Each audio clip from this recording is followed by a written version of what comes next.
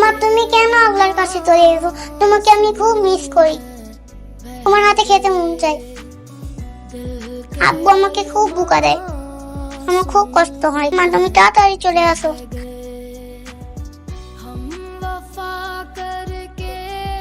Sir আসসালামু আলাইকুম। ওয়ালাইকুম আসসালাম। বাবা ওকে, ওর নাম হচ্ছে রহিমা, গ্রাম থেকে নিয়ে আসলাম। তোর কমলা ফুফু আছে না, তার দুঃসম্পর্কে আত্মীয়। ওকে কেন এনেছো?